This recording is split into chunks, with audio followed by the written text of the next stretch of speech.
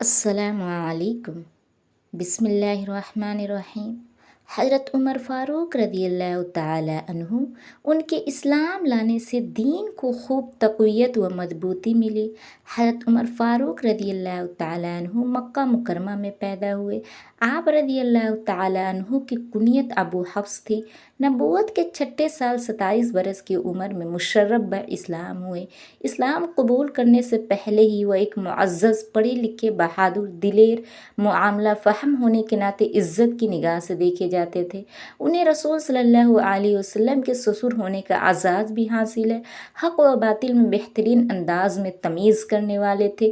اس بنا پر رسول صلی اللہ علیہ وسلم نے انہیں فاروق کے لقب سے نوازا۔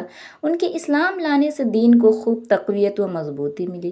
مسلمان جو پہلے چھپ کر نماز پڑھتے تھے، حضرت عمر رضی اللہ تعالی عنہ کے قبول اسلام کے بعد مسجد الحرام میں اعلانیہ نماز کرانے لگے۔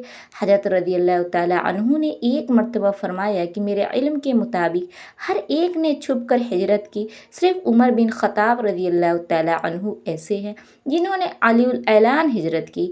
انہوں نے باقاعدہ کفار کو للکارا کہ کوئی انہیں ہجرت سے روک سکتا ہے تو روک لے، لیکن عمر رضی اللہ تعالی عنہ سے لڑنا اپنی جان کو خطرے میں ڈالنے کے برابر تھا۔ کفار ان سے خوف کھاتے تھے اور انہیں اللہ پاک کا خوف رہتا۔ کثرت سے رونے کی وجہ سے چہرے پر 2 سیاہ لکیریں سی بن گئی تھی۔ حضرت ابوبکر صدیق رضی اللہ تعالی عنہ کی وفات کے بعد آپ رضی اللہ تعالی عنہ ہی مسلمانوں کے خلیفہ بنے۔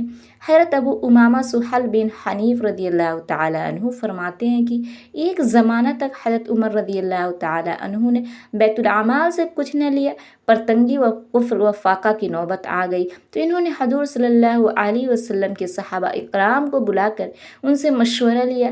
حضرت علی رضی اللہ تعالی عنہ نے کہا، آپ رضی اللہ تعالی عنہ دوپہر اور رات کا 2 وقت کا کھانا لے لیا کریں۔ چنانچہ آپ رضی اللہ تعالی عنہ نے حضرت علی رضی اللہ تعالی عنہ کے مشورے پر عمل کیا۔ روزانہ خلافت میں ایسا اونی جبہ پہنتے تھے جس میں چمڑے کی پیوند لگے ہوتے تھے، گرمیوں میں ایک جوڑا پہنتے۔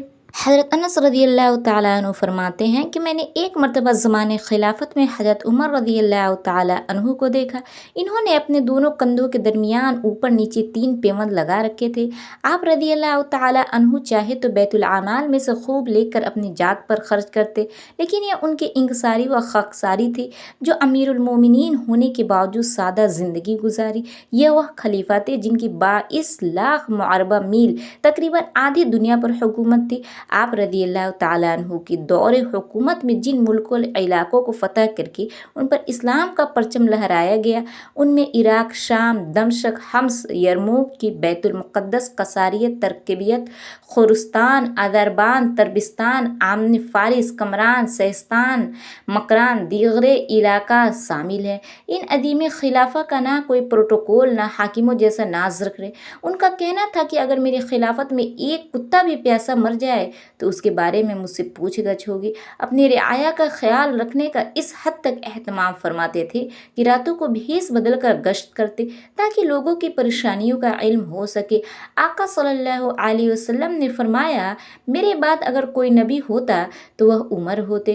ذوالحجہ کے آخری دنوں میں ایک فارسی غلام ابو لہب نے آپ رضی اللہ تعالیٰ عنہ پر دوران نماز حملہ کیا۔ چند دن زخمی ہو کر انہوں نے جس ہجری کیلنڈر کا آغاز کیا اس کی 1 تاریخ کو ہی شہید ہو کر حضور صلی اللہ علیہ وسلم کی لحد مبارک کے برابر میں دفن ہوئے۔